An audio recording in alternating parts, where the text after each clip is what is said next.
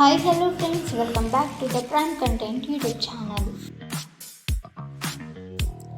తెలంగాణ రాష్ట్ర ప్రభుత్వం సన్నవడ్లు పండించిన రైతులకు ఇచ్చిన హామీని నెరవేరుస్తూ వారు పండించిన పంటకు క్వింటాకు 500 రూపాయల చొప్పున బోనస్ మొత్తాన్ని నేరుగా రైతుల ఖాతాల్లో జమ చేస్తుంది.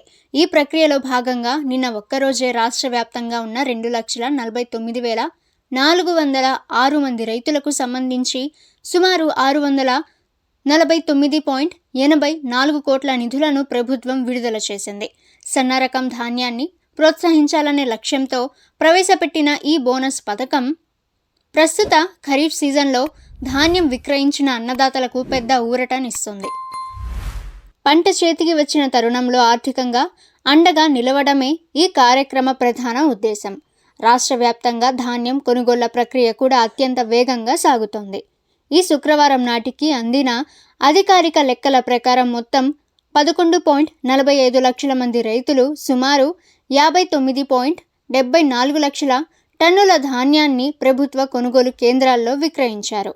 రైతులు విక్రయించిన ధాన్యానికి సంబంధించి కనీస మద్దతు ధర ఎంఎస్పి మరియు ఇతర బుకాయిల కింద ఇప్పటివరకు 13,833 కోట్లను వారి బ్యాంకు ఖాతాల్లో జమ చేసినట్లు పౌర సరఫరాల శాఖ అధికారులు వెల్లడించారు. ఎక్కడ దళారుల ప్రమేయం లేకుండా డిజిటల్ పద్ధతిలో నేరుగా చెల్లింపులు జరగడం విశేషం.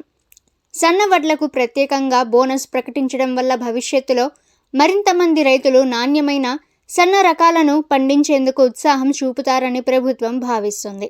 కొనుగోలు కేంద్రాల వద్ద రైతులకు ఎటువంటి ఇబ్బందులు కలగకుండా తగిన జాగ్రత్తలు తీసుకోవాలని, తేమ శాతం వంటి నిబంధనల విషయంలో సరళంగా ఉండాలని ప్రభుత్వం అధికారులను ఆదేశించింది. సకాలంలో డబ్బులు అందుతుండటంతో రైతులు హర్షం వ్యక్తం చేస్తున్నారు.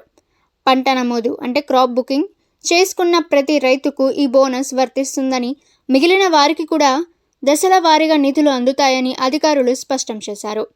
ఓకే ఫ్రెండ్స్, రైతులకి సంబంధించి ఏ చిన్న అప్డేట్ కూడా మీరు మిస్ కాకుండా ఉండాలి అనుకుంటే ద ప్రైమ్ కంటెంట్ యూట్యూబ్ ఛానల్ని సబ్స్క్రైబ్ చేసుకోండి. వీడియో నచ్చితే వీడియోని లైక్ చేయండి. ఈ సమాచారాన్ని మీ ఫ్రెండ్స్ అండ్ ఫ్యామిలీ అందరికీ కూడా షేర్ చేయండి. నెక్స్ట్ వీడియోలో కలుసుకుందాము.